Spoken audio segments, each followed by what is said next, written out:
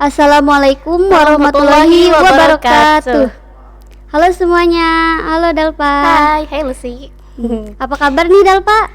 Makasih ya udah nanyain kabar gitu. Kalau untuk kabar, alhamdulillah baik. Oh iya. Sekarang itu kan lagi bulan suci Ramadan ya. Boleh tahu nggak sih apa aja sih kegiatan Dalpa selama bulan suci Ramadan ini? Wah, perhatian nih ya. Iya dong. Nah, kalau untuk aktivitas nih ya selama 2 minggu terakhir, yang berhubungan dengan beribadah nih ya, alhamdulillah aku udah kayak tadarus gitu, ngaji, ya melaksanakan sholat tarawih, sholat fardunya juga ya tentunya kan. Terus kayak ngabuburit ya kan, buat cuci mata banget gak sih? Iya, cuci mata nih, terus bukber ya sama kamu juga. Iya. Bukber nih. Terus mungkin itu kali ya aktivitas aku selama bulan Ramadan 2 minggu terakhir ini. Oh iya. Tadi kan kamu katanya tadarus terus ngaji gitu ya. Itu kan termasuk ke dalam hal yang beribadah ya.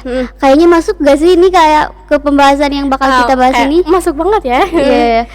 Jadi yang kita bahas ini kan ihsan ya. Ihsan. Menurut kamu ihsan itu apa sih? Boleh dijelasin nggak?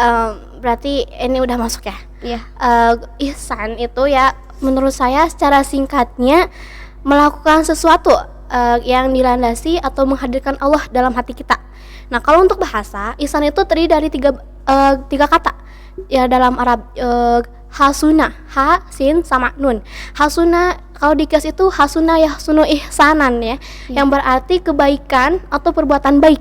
Nah, Allah Subhanahu wa taala berfirman dalam Quran surat An-Nisa ayat 36 yang berarti bersembahlah kamu kepada Allah dan janganlah kamu menyekutukannya dengan sesuatu yang lain. Kemudian kamu berbuat baiklah kepada orang tua, kepada saudaramu dan yang lainnya begitu.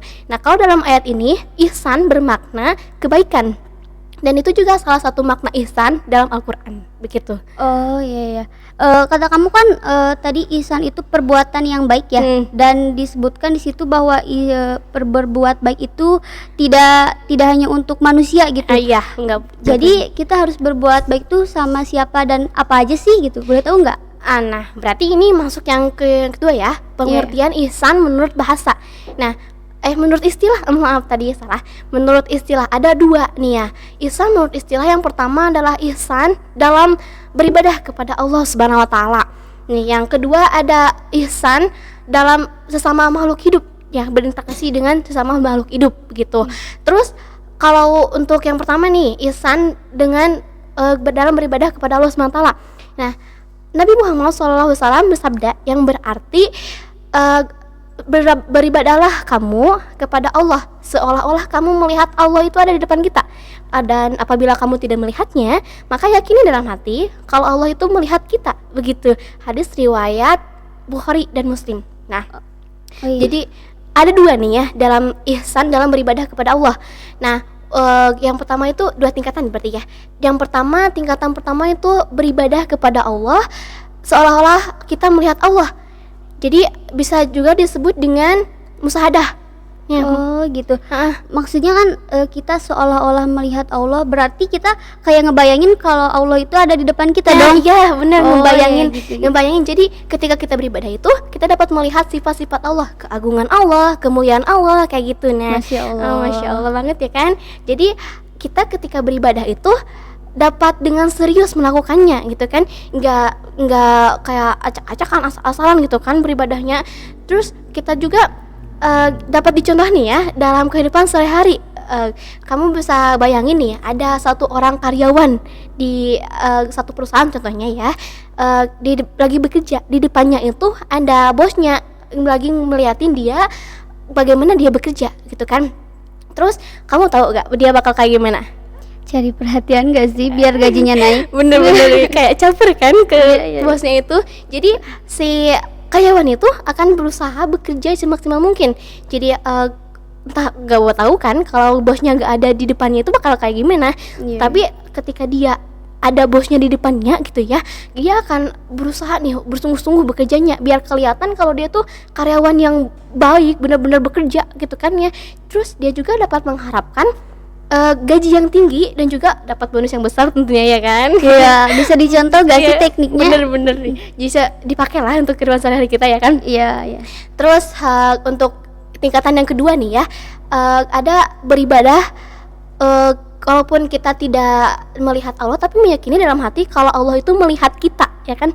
Terus kalau sebagai contoh nih di kehidupan sehari-hari, kita itu lagi bekerja nih, gak ada bos di depan kita tapi ada CCTV yang mantau kita.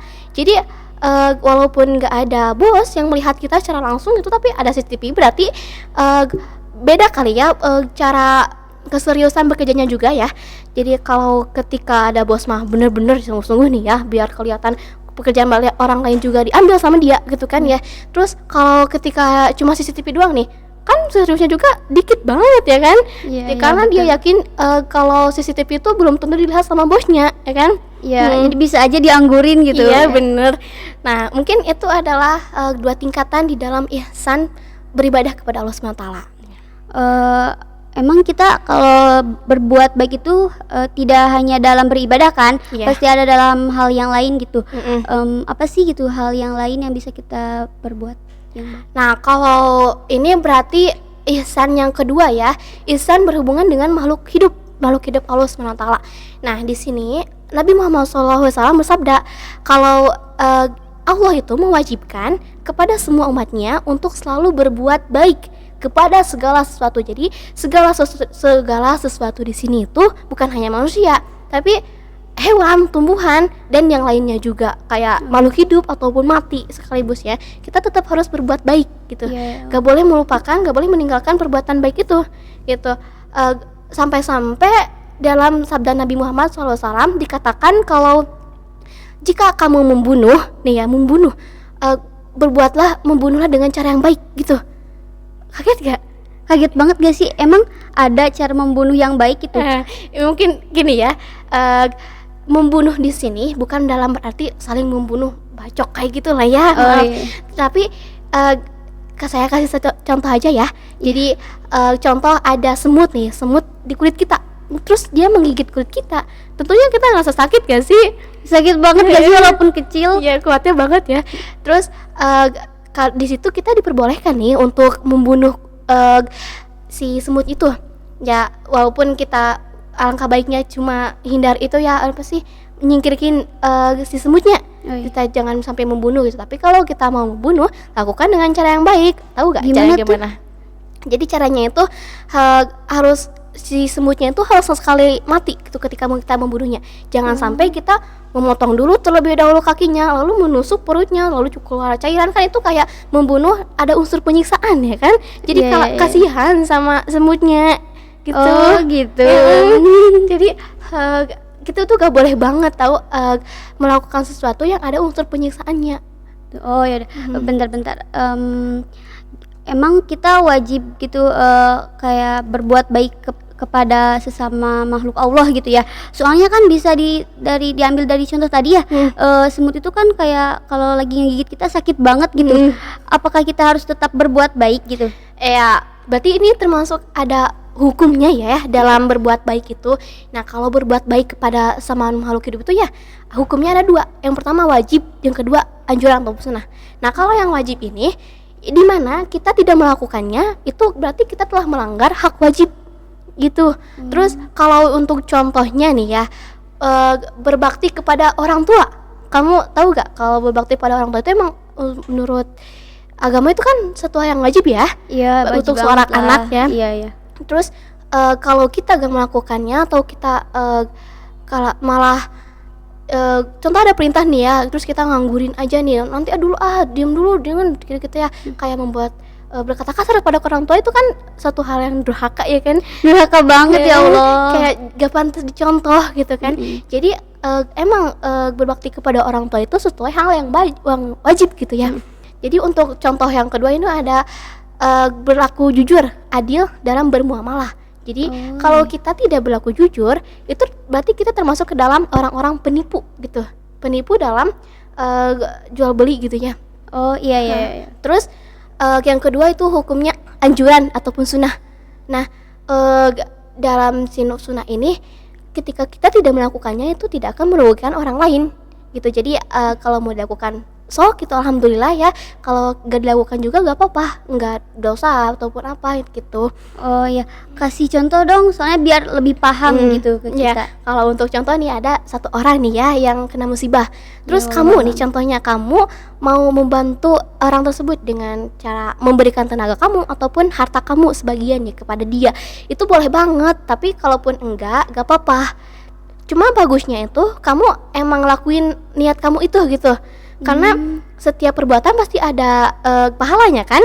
Ya Jadi dong, pasti. entah itu 1 ataupun 2 kebaikan juga lumayan banget buat nambah amal buat kita ya kan, Iyalah. penolong di akhir nanti.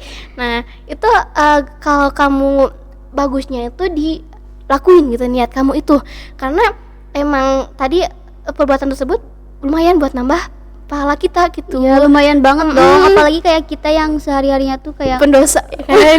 gibah kayak Iya. gitu-gitu. Jadi membantu banget lah gitu, menolong kita ketika nanti gitu ya di akhirat Iya, gitu. Nah mungkin itu adalah akhir dari penyampaian saya ya, Obrolan, iya. obrolan. Nah ketika kita dari mulai awal makna dan pengertian sampai ke contoh dan macam-macam gitu udah dijelasin ya, alhamdulillah. Yaudah kita udahin dulu ya obrolannya gitu. Makasih atas perhatiannya dan mohon maaf ya bila kita dalam penyampaiannya itu kurang tepat gitu. Karena kita juga sama-sama masih belajar ya kan. Iya. Kita juga nih butuh kritikan dari kalian semua untuk bagaimana sih kita bagusnya kayak gini. Jangan kalau tadi ada kata-kata yang salah juga nih ya. Iya, takut ada yang menyinggung gitu ya. Minta diingetin aja sama kalian semua gitu. Wallahu alam ya, semoga bermanfaat apa yang kita obrolkan hari ini. Amin. Wassalamualaikum warahmatullahi wabarakatuh.